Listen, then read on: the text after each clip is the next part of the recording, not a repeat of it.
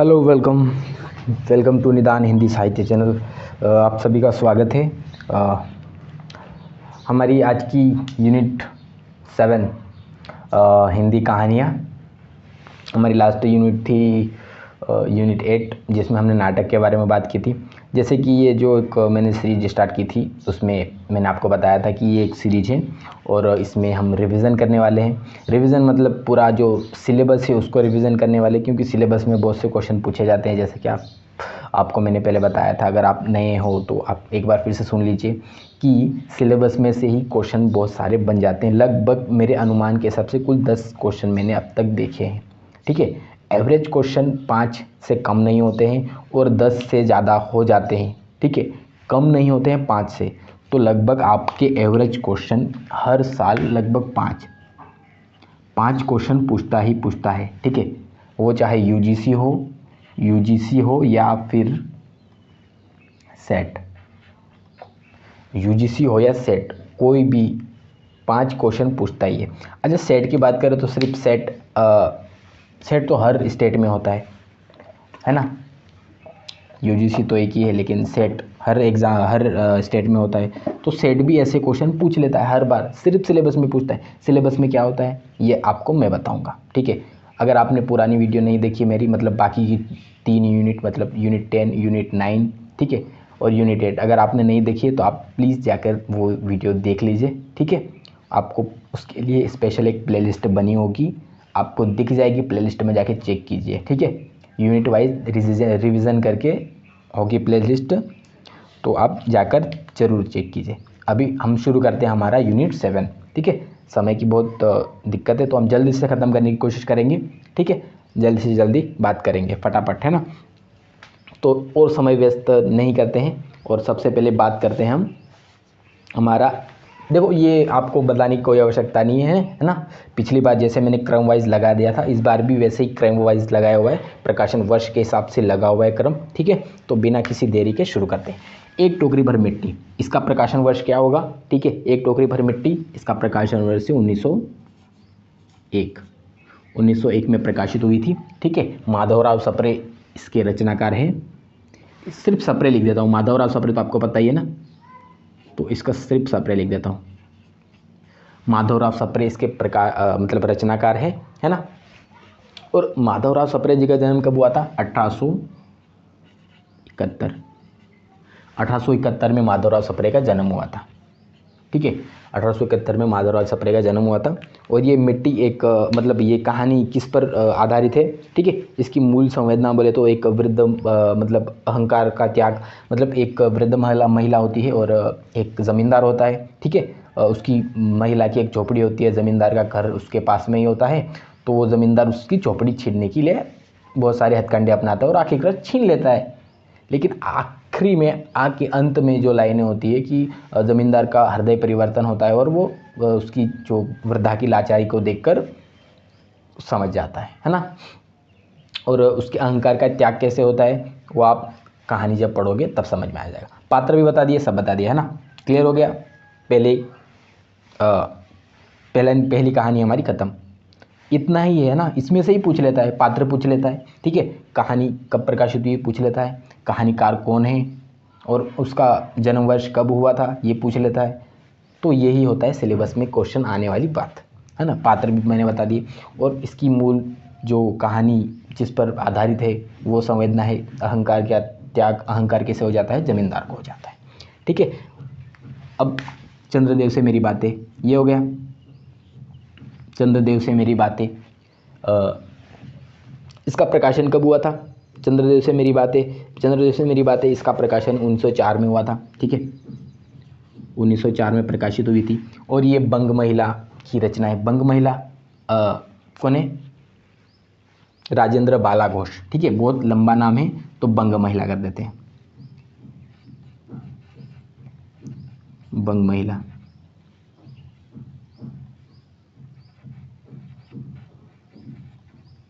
राजेंद्र बाला घोष इनका पूरा नाम है, बंग महिला। ठीक है, बंग महिला कर दिया हमने। और इनका जन्म हुआ है 1882 में। 1882 में उनका जन्म हुआ था। ठीक है, और चंद्रदेव से मेरी बातें, ये चंद्रदेव से शिकायत कर रही हैं चंद्रदेव से शिकायत क्यों कर रही है, ठीक है, क्योंकि तत्कालीन जो हमारा भारतीय परिवेश है ना, उससे परेशान है, मतलब जो चल रहा था उससे परेशान है ना। लेखिका राजनीतिक जो उथल पुथल हो रही थी उनको चंद्रदेव से अपनी शिकायत कर रही होती है, लिखती है लेखिका, है ना, बताती है सभी परेशानियाँ। और इसमें पात्र ज़्यादा नहीं है, चंद्रदेव है और लेखिका है, बस दो ही हैं, है ना। और राजनीतिक, तत्कालीन राजनीति के बारे में बताया गया है ना, और कुछ नहीं है इसमें ज़्यादा। समझने लायक यही चीज़ है, पात्र, जन्म वर्ष, जैसे ये प्रकाशन वर्ष हमने बात कर ली, ठीक है। और ये दुलाई वाली इसका प्रकाशन वर्ष कब है? दुलाई वाली 1907 प्रकाशित हुआ था, 1907 में। दुलाई वाली कहानी का प्रकाशन वर्ष 1907 है। और दुलाई वाली कहानी किसकी है? अफकोर्स बंग महिला, इनकी ही है, बंग महिला, ठीक है। और इसमें पात्र है नवल किशोर, ठीक है, और वंशीधर और उसकी पत्नी है, और एक बच्ची भी आती है सीता नाम करके, ठीक है, 10 साल की बच्ची होती है वो है। और ये ऐसा ही हंसी मजाक है, हंसी मजाक पर आधारित है ये कहानी, ज़्यादा कुछ इम्पोर्टेंट नहीं है इस कहानी का, है ना।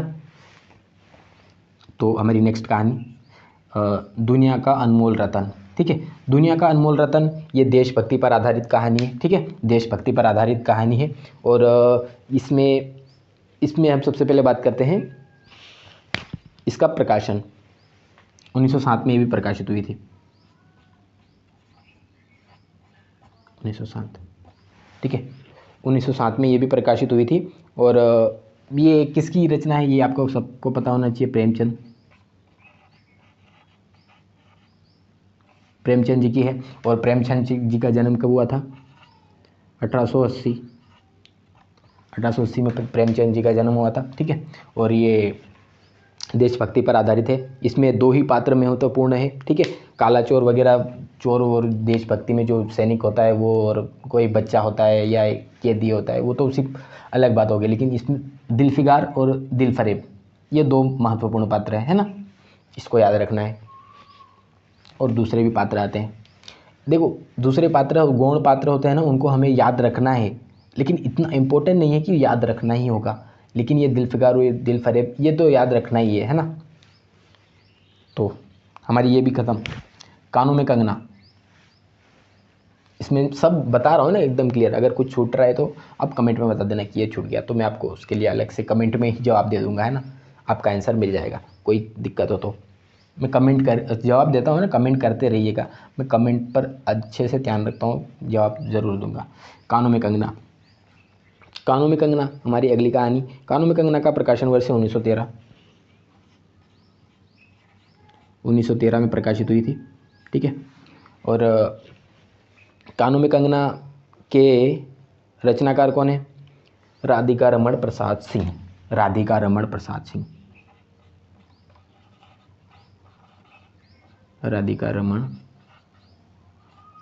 प्रसाद सिंह। मैं सिर्फ राधिका रमण लिख रहा हूँ, ठीक है, नाम पूरा तो आपको मैंने बता ही दिया कि राधिका रमण प्रसाद सिंह है। तो इनका जन्म कब हुआ था?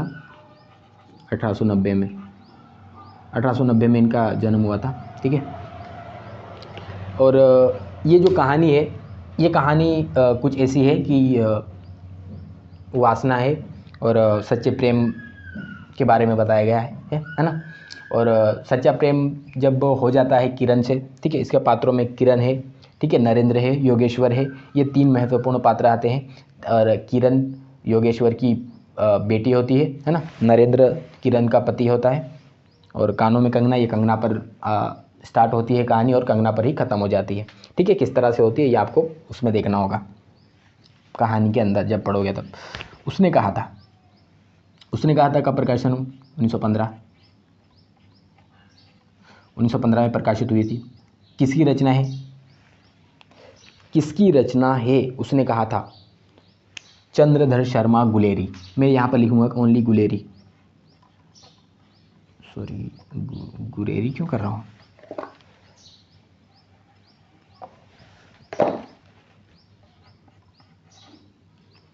गुलेरी, ठीक है, गुलेरी जी।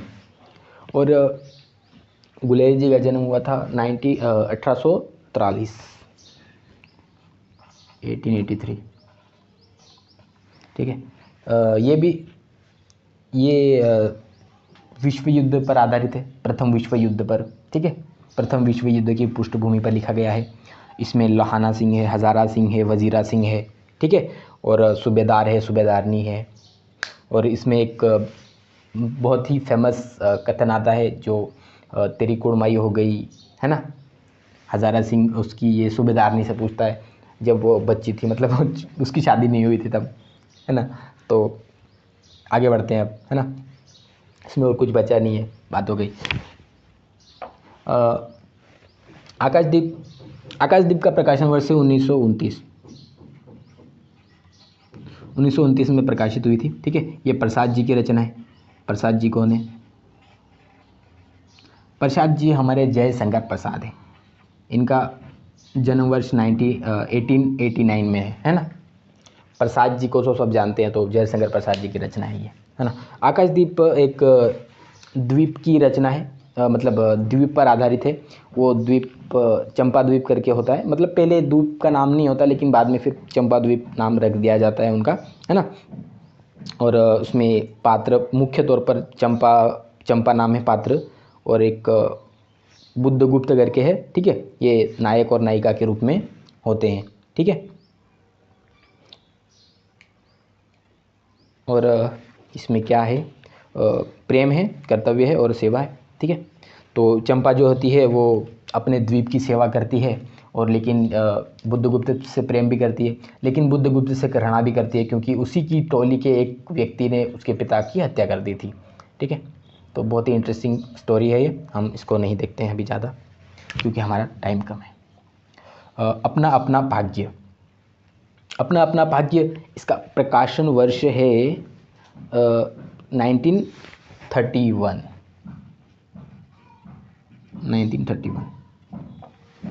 ठीक है, 1931 में प्रकाशित हुआ था, और इसके रचनाकार है जैनेन्द्र।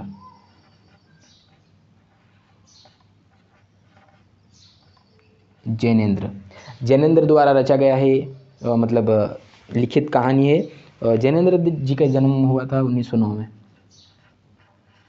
1909 में इनका जन्म हुआ था। ये एक सामाजिक असंवेदनहीनता का, मतलब क्या कहेंगे, असंवेदनहीनता पर लिखित कहानी है। मतलब समाज में कितने लोग असंवेदनहीन भी हो सकते हैं। इसमें एक पात्र बालक है जो पहाड़ी बालक है, मतलब वहाँ के जो पहाड़ी इलाकों में जो रहते हैं वही एक गरीब बालक है, जिसकी ठंड के कारण मृत्यु हो जाती है ना। एक लेखक है, उसका वकील दोस्त है, जो 10 रुपये नहीं देते हैं क्योंकि उनको लगता है कि बहुत ज़्यादा है, ठीक है। ये हमारा इसका पूरा सिस्टम ख़त्म हो गया, ठीक है। पात्र ज़्यादा नहीं है, यही बालक है और उसके लेखक और उसके, ठीक है। ईदगाह कहानी क्या है? बाल मनोविज्ञान पर लिखी गई कहानी है, ठीक है। बाल मनोविज्ञान पर कहानी लिखी गई है, और इसका प्रकाशन वर्ष 1933 में प्रकाशित हुई थी। ये भी प्रेमचंद की कहानी है, प्रेमचंद। और मैंने बता ही दिया कि प्रेमचंद का जन्म कब हुआ था, ठीक है। और इसमें पात्र हामिद है, अमीना है, ठीक है, मोहसिन है, और भी बच्चे हैं जिनका नाम अभी आप बताओगे, ठीक है। ये तो सबको पता है, बहुत ही अच्छा है। बाल मनोविज्ञान पर लिखी गई कहानी है ना, इस पर बन सकते हैं। और गैंग्रीन कहानी, ये गैंग्रीन कहानी किसकी है? गैंग्रीन कहानी का सबसे पहले तो हम प्रकाशन देख लेते हैं। प्रकाशन 1934 है, ठीक है, 1934 में प्रकाशित हुई थी। ये अज्ञेय की रचना है। अज्ञेय कौन? उसका पूरा नाम क्या है? कमेंट करो, कमेंट, है ना। और इनका जन्म मैं बताता हूँ, 1911 में इनका जन्म हुआ था। 1911 में इनका जन्म हुआ था, ठीक है। गैंग्रीन कहानी एक मध्यवर्गीय परिवार की है, ठीक है, जिसमें गैंग्रीन करके एक बीमारी हो जाती है। तो उससे फिर पीड़ित जो सामाजिक जो जीवन होता है वो किस पर आधारित, कैसे क्या चलता है, उसके बारे में बताया गया है, ठीक है। और इसके पात्रों में हम देखें तो प्रमुख पात्रों में हैं मालती है और महेश्वर है। ये दो प्रमुख पात्र है ना, ठीक है। मध्यवर्गीय जीवन के बारे में बताया गया है, मालती और महेश्वर, ये दो प्रमुख पात्र हैं। और हमारी अगली कहानी है राही। राही राही कहानी के बारे में हम क्या जानते हैं? राही कहानी तो सबसे पहले जानते हैं इसका प्रकाशन वर्ष,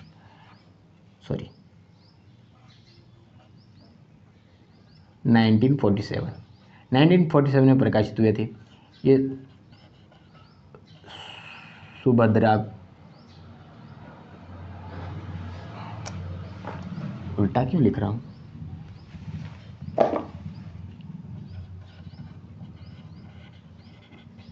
सुभद्रा कुमारी चौहान।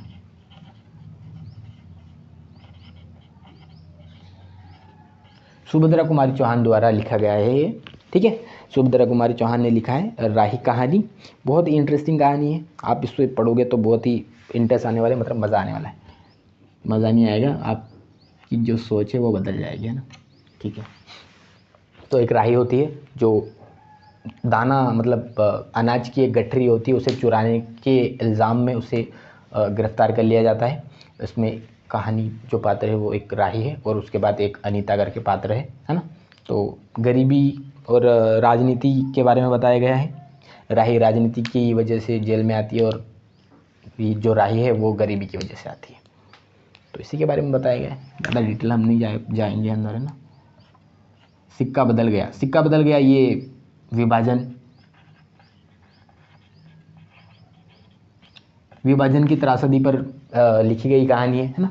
विभाजन की त्रासदी का मतलब क्या होता है, मतलब देश विभाजन हो गया था, उसके बाद सिक्का बदल जाता है। इसमें पात्र होते हैं शाहिनी जी, ठीक है। शाहिनी जी पहले तो काफ़ी अमीर हुआ करती थी, मतलब पैसे रुतबा सब था, लेकिन जब जैसे ही देश का विभाजन होता है तो बंटवारा हो जाता है, तो उसे अपना जो भी राजपाट जब होता है वो सब छोड़ के जाना पड़ता है।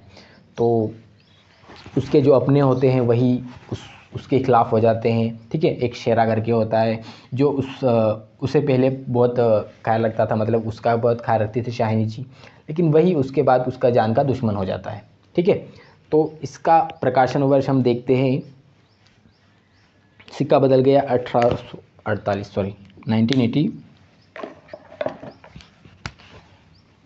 1948 में प्रकाशित हुई थी, ठीक है। और सिक्का बदल गया का रचनाकार कौन है?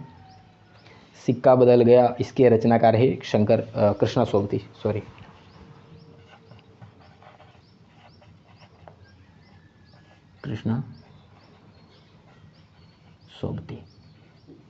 और कृष्णा सोबती का जन्म कब हुआ था? 1925 में इनका जन्म हुआ था, ठीक है। अब हमारी अगली रचना है तीसरी कसम। तीसरी कसम 1956 की रचना है। 1956 की रचना है, ये रेणु जी की रचना है। ये रेणु जी कौन है? रेणु जी का जन्म 1921 को होता है। ये रेणु जी कौन है? फणीश्वर नाथ रेणु, ठीक है। आंचलिक उपन्यास के महासम्राट, मतलब उपन्यासकार कहे जाते हैं ये, ठीक है। और तीसरी कसम तो ऐसे ही है, मतलब प्रेम पर आधारित है ना, और ज़्यादा कुछ खास नहीं है इसमें विषय। और लाल पान की बेगम, ये भी एक नारी की प्रतिष्ठा, स्वाभिमानी नारी की प्रतिष्ठा के बारे में बताया गया है ना। और इस तीसरी कसम में हीरामन होता है, पलटदास होता है, हीराबाई होती है, ठीक है, धुनीराम होता है। और लाल पान की बेगम में बिरजू की मम्मी होती है, ठीक है।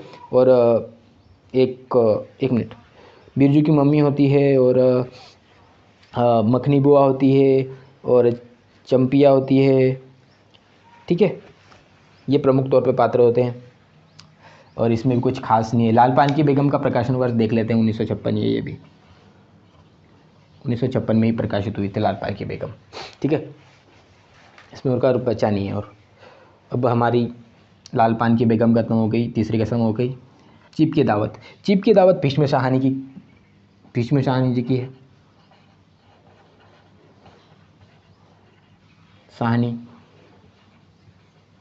भीष्म शाहानी जी की रचना है, ठीक है। चीफ की दावत भीष्म शाहानी जी की रचना है। और इसका प्रकाशन वर्ष तो 1956 ही है, 1956 में ही प्रकाशित हुई था, मतलब प्रकाशित हुआ था चीफ की दावत कहानी भी 1956 में ही प्रकाशित हुई थी। ठीक है, इसका प्रकाशन वर्ष लगभग सेम है। ठीक है, डेट में ऊपर नीचे हो सकता है, मैंने डेट देखा नहीं है, लेकिन हालांकि ऐसे क्वेश्चन पूछता नहीं है, लेकिन फिर भी हम देख लेंगे, आप देख लेना ना। अभी यहाँ पे तो देख नहीं पाएंगे क्योंकि समय की बहुत कमी है। और उसके बाद इसके रचनाकार भीष्म साहनी हो गए। भीष्म साहनी जी का जन्म 1915 है, 1915 है। ठीक है, और इसके पात्र में कौन है? मोहन शामनाथ है, शामनाथ की पत्नी, शामनाथ की माँ है और बॉस है। ठीक है, ये अपेक्षित वृद्धा और लालच पर आधारित है।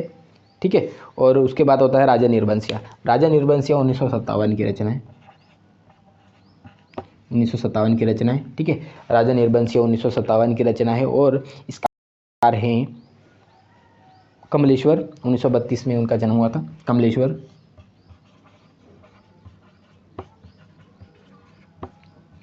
1932 में इनका जन्म हुआ था। ठीक है, और इसमें जगपति होती है, जगपति और चंदा है, ये दो प्रमुख पात्र हैं इनमें।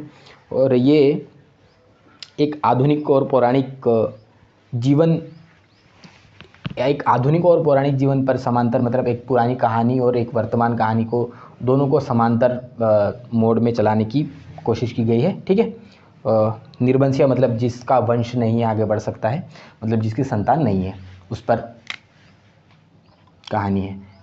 कोशिका कटवार, कोशिका कटवार कहानी बहुत इंटरेस्टिंग है, और इसमें इसका प्रकाशन वर्ष 1958 प्रकाशन वर्ष है। ठीक है, कोशिका कटवार में गोसाई होता है और लक्ष्मा होती है। गोसाई और लक्ष्मा इसमें इसके प्रमुख पात्र हैं। और अच्छा, इसके लेखक है शेखर जोशी। शेखर जोशी, इनका जन्म होता है 1932 को। शेखर जोशी का जन्म 1932 को होता है। ठीक है, शेखर जोशी हैं और उनका जन्म 1932 को है। और परिंदे, परिंदे 1960 की रचना है। ठीक है, निर्मल वर्मा, निर्मल वर्मा। ठीक है, निर्मल वर्मा जी इनके रचनाकार हैं। और 1929 में इनका जन्म हुआ था निर्मल वर्मा जी का।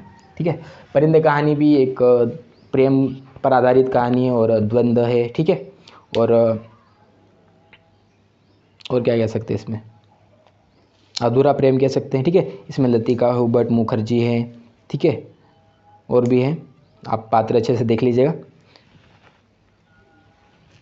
और पिता कहानी है, उसके बाद पिता कहानी 1965 की रचना है, 1965 की रचना है। पिता कहानी में पिता है, पुत्र है ना, दो ही है, पात्र के तौर पर दो ही है, पिता पुत्र और लेखक है। ठीक है, ये दो पीढ़ियों का जो संघर्ष होता है उसके बारे में बताया गया है। हाँ, और इसके रचनाकार है ज्ञान रंजन जी। ठीक है,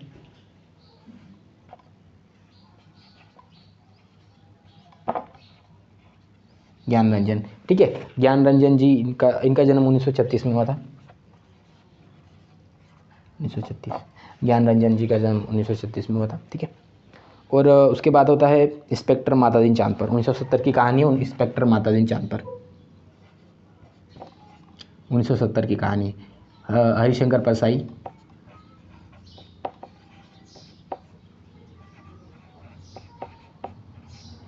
हरिशंकर परसाई द्वारा लिखा गया है ये। ठीक है, इंस्पेक्टर मातादीन चांद पर। हरिशंकर परसाई जी का जन्म हुआ था 1924, 1924 में लिखा गया है हरिशंकर परसाई द्वारा इंस्पेक्टर मातादीन चांद पर। ठीक है, इंस्पेक्टर मातादीन चांद पर पात्र की बात करें तो पुलिस है, मंत्री है, मातादीन है। ठीक है, और भी छोटे छोटे गौण पात्र है, लेकिन प्रमुख तौर पर पुलिस, मातादीन और मंत्री होते हैं। और ये पुलिस व्यवस्था पर व्यंग्य पर लिखा गया है ना। अमृतसर आ गया, ये भी एक इसकी 1971 की रचना है ये। ठीक है, अमृतसर आ गया 1971 की रचना है। और ये भीष्म साहनी की रचना है। ठीक है, ये भी भीष्म साहनी जी की रचना है। और ये विभाजन की त्रासदी पर लिखी गई कहानी है। ठीक है, इसमें ज़्यादा पात्र नहीं है, इसमें एक दुबला बाबू है और एक पठान है और सरदार जी है। तो बस आज के लिए बस इतना ही, और टाइम बहुत कम है और मुझे कुछ और भी करना है, तो इसके लिए ज़्यादा बात नहीं करेंगे। ठीक है, धन्यवाद। तो मिलते हैं फिर अगली यूनिट में, यूनिट 6।